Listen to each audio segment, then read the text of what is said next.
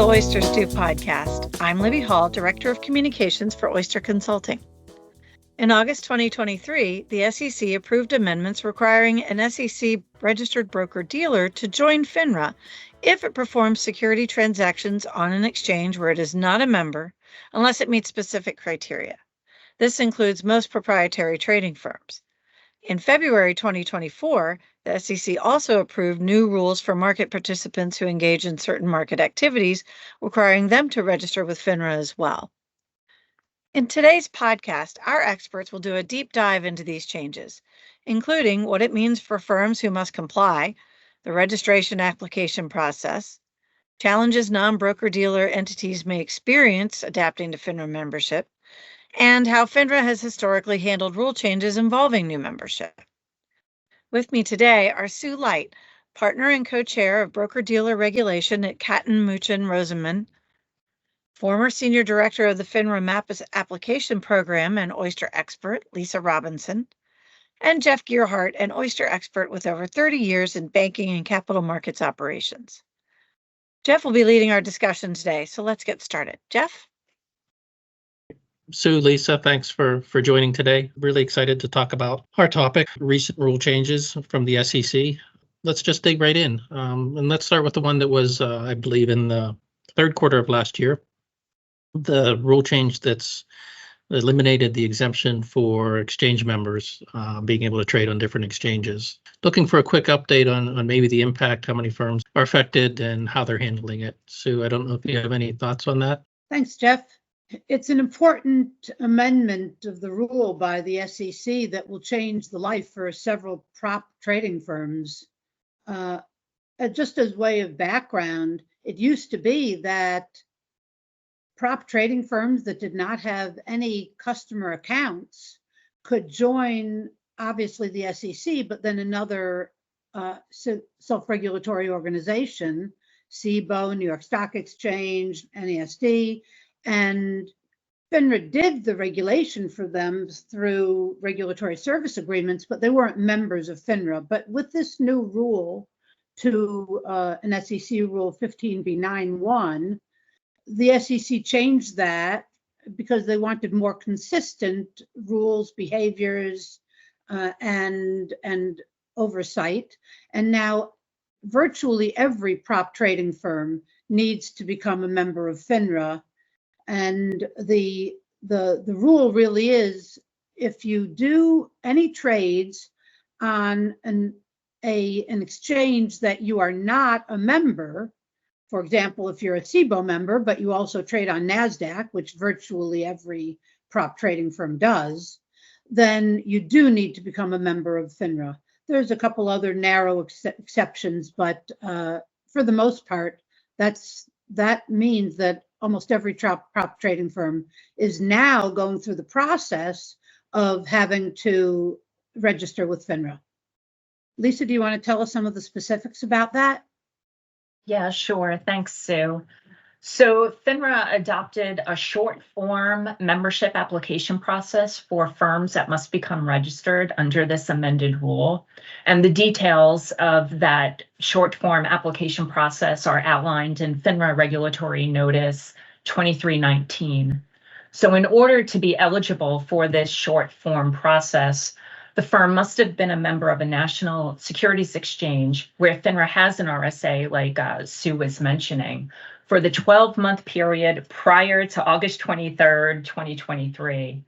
In addition to offering this short form process, FINRA also provides for a waiver, a partial waiver of the application fee for firms that go through this process. So keep in mind the new member application fee for regular firms, it's all based on the size of the firm. So the regular fee is anywhere from $7,500 up to $55,000. So it is good that FINRA is offering this partial fee, which is half of what the firm would pay for a full membership review process. I saw that the short form is really short. It's 2 pages, basically name, rank, serial number. Does that mean that the application itself will be easy? That's great that you mentioned that, Sue. And I was going to touch upon that. it's a short form, but FINRA does put a few disclaimers in the reg notice that they could still come back with questions. And from what I understand, we've spoken with firms who filed this like 3-sentence short form, and then FINRA came back with questions.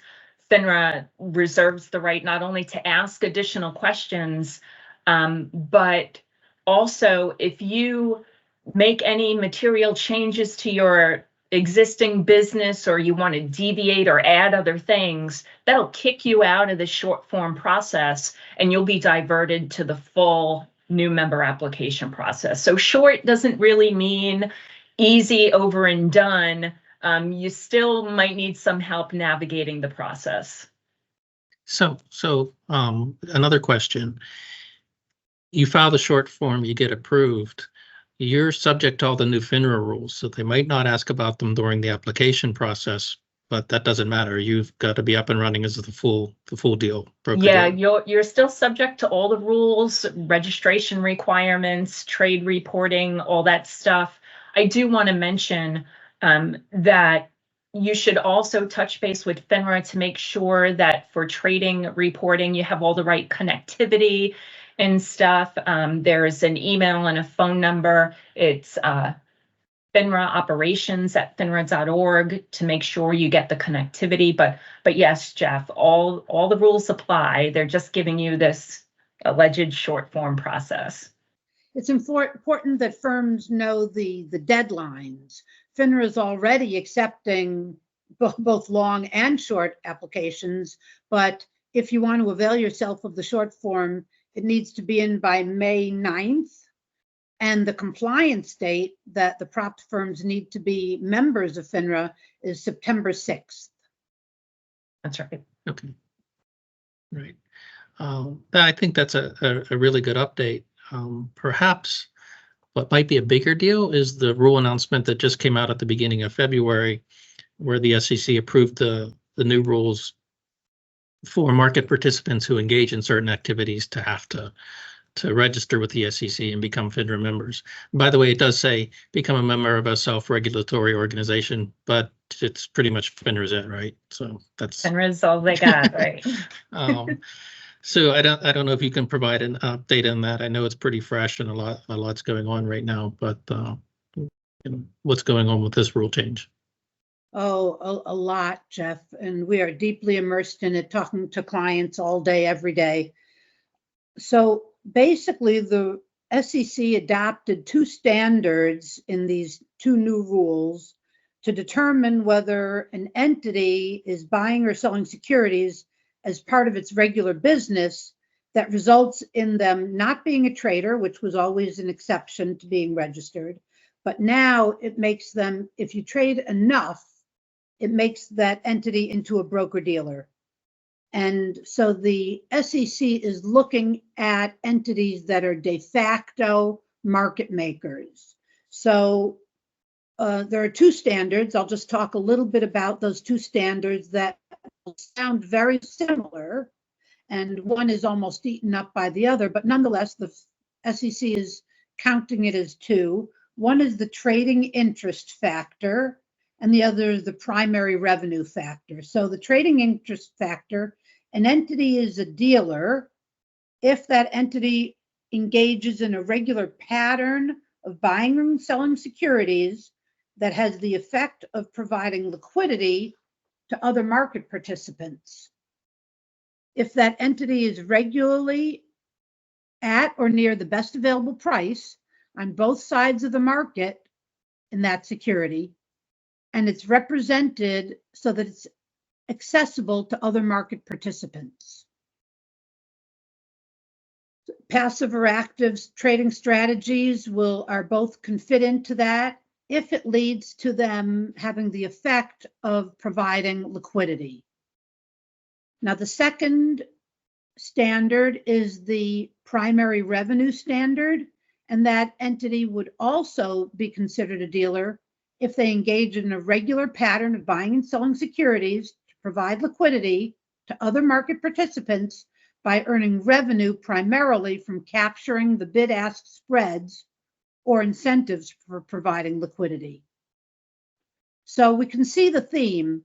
The SEC is interested in entities that are active in the marketplace because the SEC feels that any entity that is providing liquidity and whose regular course of business is buying and selling securities and providing liquidity to the marketplace and active in the marketplace should be registered as a dealer and under the same set of consistent rules. So I'm used to thinking of this in terms of government securities dealers, a lot of proprietary trading shops that trade treasuries versus futures or something of that nature. This doesn't narrow the scope to government securities, right? This is everything. No, you're absolutely right. In fact, it was 2 new rules the SEC passed, one for government securities dealers and the other for the rest of the population. So the entities caught up in this, the ones that are calling us up all day long, are hedge funds, private equity funds, and other entities that never even considered themselves in the broker-dealer world previously. Okay. From my perspective, I think this is a bigger lift because those firms are very knowledgeable and great at trading and not on running a broker-dealer. Where in the prior rule change, at least they had an infrastructure in place. You're absolutely right. They were used to being regulated by a securities regulatory entity.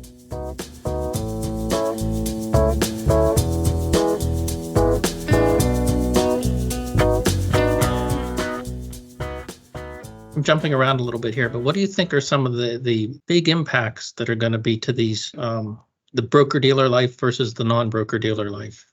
There are huge implications. I'll just name some of them. And Lisa already named some of them when she talked about the prop trading firms becoming members of FINRA, but they'll need enhanced supervisory procedures. They'll undergo frequent regulatory examinations. They'll become subject to FINRA's enforcement process. They will be assigned a FINRA risk monitoring analyst that will be their new best buddy, that will be interested in all sorts of their business. They've got to report trades. And then that's one set of areas. Another set of areas are organizational structure. They'll have net capital requirements that will have significant impact on how often investors can withdraw funds. They've got to have certain supervisory structures with certain entities that have passed regulatory registrations and licensing exams. They need to have certain officers, chief compliance officers, a FinOp, principals. So these are just some of the areas that the funds will have to start to comply with if they are in the dealer world.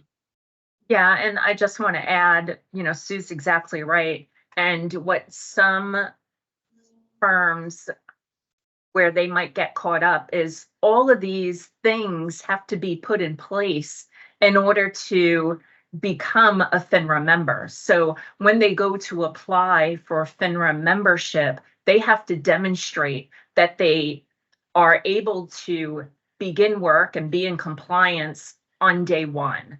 So there are FINRA membership rules, which cover all these things that Sue just mentioned, and a firm has to demonstrate they meet each of those standards of admission before FINRA will approve them for membership. So these firms need to be prepared before they go to FINRA, and have all these systems, procedures, personnel in place so that when they go to FINRA with their membership, it'll be a more efficient process. They essentially have to be demo ready, correct? That's right. At time of filing, their systems have to be ready for FINRA to review and assess. Right.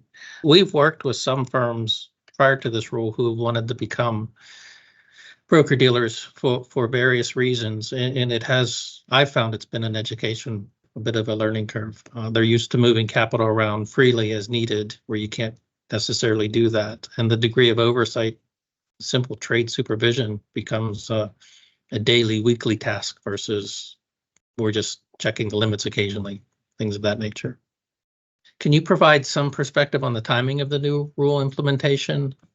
Yeah, so the effective date of the rule is 60 days after the rule is published in the Federal Register, which I understand some are speculating may be around mid-April 2024. So, and then it's a year for the final date for firms to register as a dealer or government securities dealer should be around mid-April 2025. I would expect that FINRA is going to issue guidance either in the form of a regulatory notice or some form of communication soon after the rule is put out there in the Federal Register, just to give some, guidance to firms on next steps and how to register. We talked a little bit about fast track. Any perspective? I mean, that seems like a tougher challenge here. So just overview, fast track with the membership group has been an expedited process for certain firms. There's a lot of talk. I don't know if this is something that FINRA membership group can fast track, so to speak, because these in large will be unknown entities for FINRA. And of course, overall, FINRA's, concerned about investor protection first. But I do understand that FINRA will be looking to help make it a more efficient process for firms. I just got an email this morning that for the high frequency, the prop trading firms, FINRA is going to have a webinar shortly to help firms, go through the process, answer any questions. I would imagine FINRA will do the same for this rule proposal as well. I agree with Lisa. I think this is really tricky for FINRA because they'll want to expedite it because the SEC has put in this rule, and if it goes into effect a little bit more than a year from now, they've got a lot of entities that need to be registered by then, and FINRA won't want to be the sticky wicket in this. On the other hand, as Lisa mentioned about investor protection, they'll feel that they've got a responsibility to understand the business and make sure that the firms are doing it right. It's not necessarily only that FINRA will be looked to say, should this new dealer be in or out? Should we allow this firm to become a member? That might not be their trickiest question. The trickiest question is, does the firm have the infrastructure now to be able to follow all of FINRA's rules? And we know that, Lisa and I have been doing this a long time, new member applications, and it is difficult for the most eager of firms to get themselves ready with all the new rules and financial requirements and systems and technology and cyber and supervisory procedures to be ready for FINRA's approval. And here's a firm that is being dragged in. So FINRA will really require a lot of examination and inspection to make sure that they think that the firm is appropriate and ready. And that's going to take some time for FINRA to do that. On the other hand, and I flip back to, I think I agree with Lisa's assessment that they'll try to make it as efficient as possible. They'll assign people that will really learn this area and do it as quickly as possible. Yeah, and that's what I've seen in the past, Sue, is FINRA certainly has the resources to pull in additional staffing to help review these applications that are going to come in. They could have a dedicated team assigned just to work on these specific applications, which will help build bench strength in this area. So FINRA definitely has the means to help make it as efficient as possible without sacrificing investor protection. So FINRA can step up, but the firms are going to have to step up. They've got the bulk of the lift.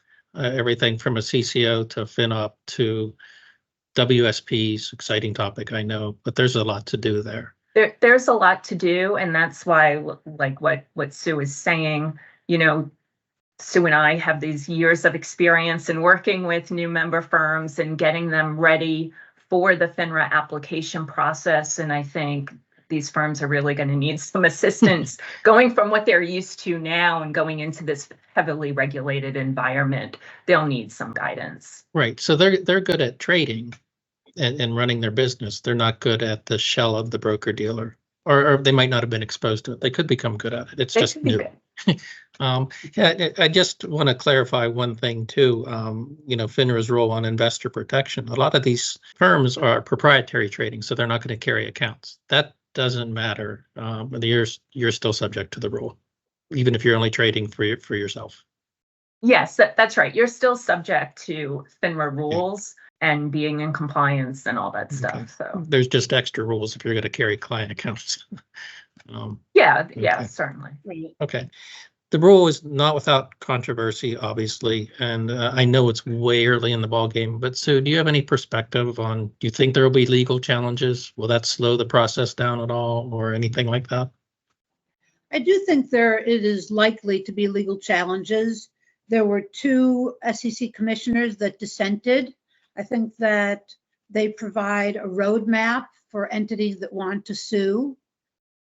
But it will not slow the process down, I do not believe. I think that the SEC has rolled this forward, it has passed, and the firms would be at their peril if they try to sit by the wayside and wait for the rule to be struck down. It might be, or it might be modified, but I don't think firms can wait and see what's going to happen.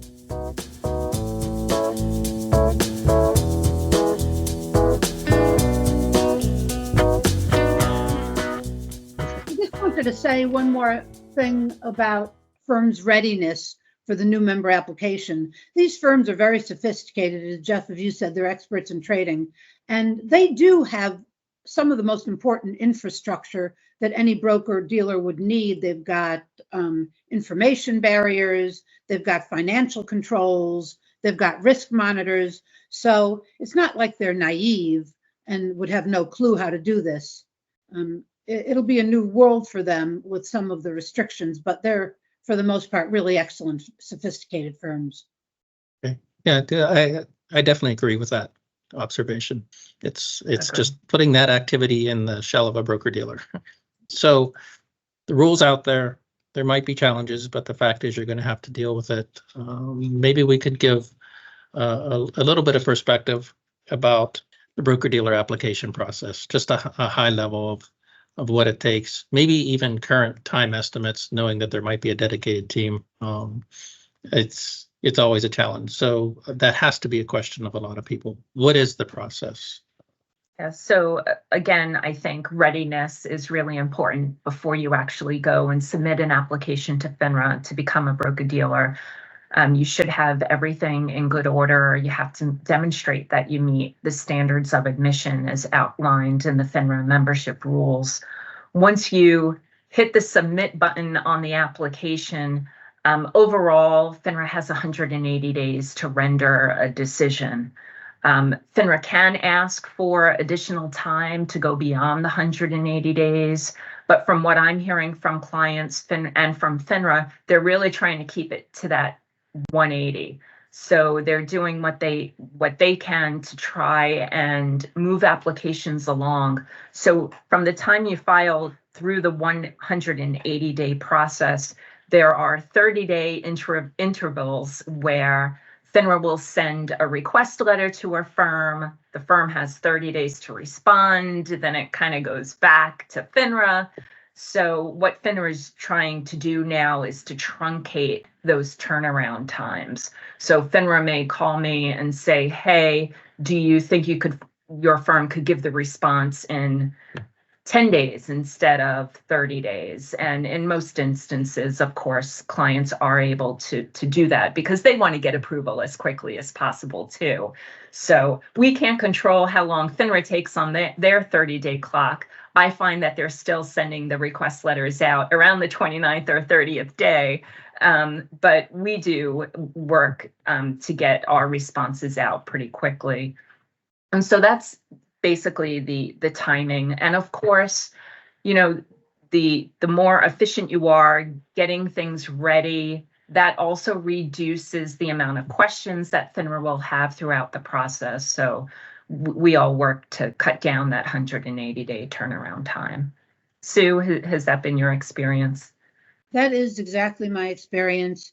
FINRA does a preliminary assessment of readiness as soon as they get the application, and they deem you ready or not ready, and then they'll pass it on if you're ready to the main reviewer. My best advice to anyone going through this process, and I know Lisa would agree because she and I did this even when I was in the defense side and she was at FINRA leading this department, is that if you see a roadblock, if you see that FINRA is asking the same question that you just answered, if you see that you think they don't understand what's going on, then pick up the phone and call the examiner, because it's not that they don't understand what's going on. There's a disconnect.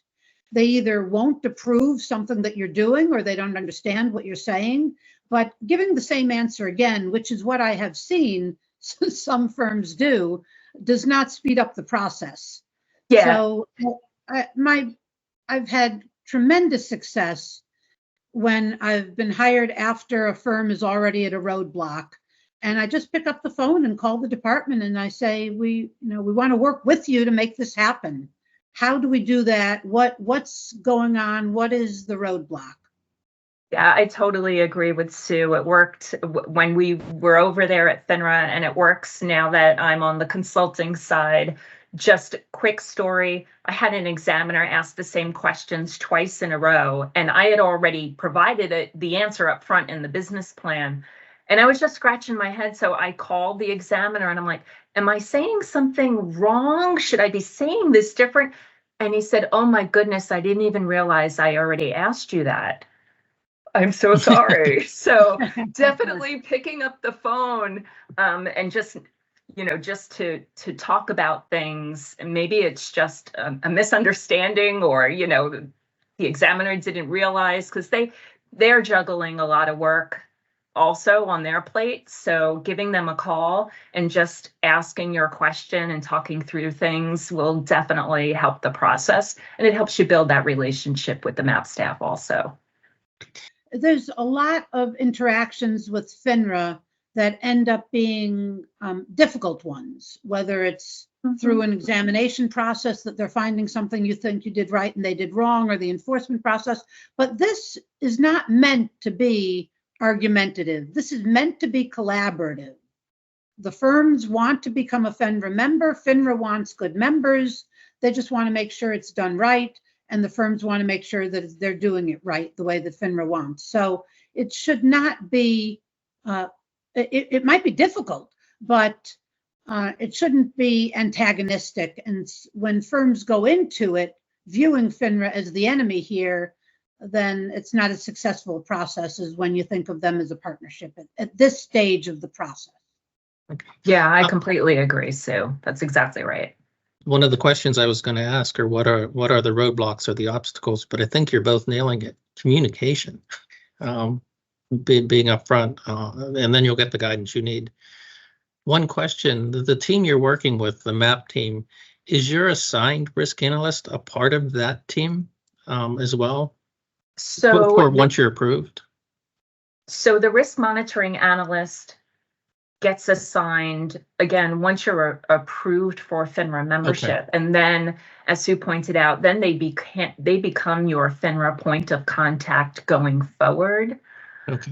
But they are also involved in the review of your new member application, right? Because they want to learn about this new business that they're going to be responsible for the oversight of, from the FINRA side. So they get assigned during the application process, and that's who you become very close with once you're approved for membership. Okay. In some of my prior roles as the head of a broker-dealer, we worked very hard to maintain a relationship with FINRA and our risk analyst. The whole idea of no surprises and communication, I think you guys are really emphasizing that. Look, I think this was very informative, very helpful, Any parting thoughts or comments? I'm sure there's a lot more to come, and hopefully we can be back in the near future with updates. But any last thoughts? I hope the SEC puts out more guidance so that firms can determine more accurately if they're in scope of out of scope. Yeah, and I'm really happy to see that FINRA is also putting out additional guidance, whether it's reg notice or these webinars, to help these non-member firms transition over to FINRA. So I think it's all positive things. Okay, great. Well, I enjoyed this discussion. Thank you both very much, and stay tuned. Thank you. Thank you. Thanks everyone for listening. If you'd like to learn more about our experts and how Oyster can help your firm, visit our website at oysterllc.com. If you like what you heard today, follow us on whatever platform you listen to and give us a review. Reviews make it easier for people to find us. Have a great day.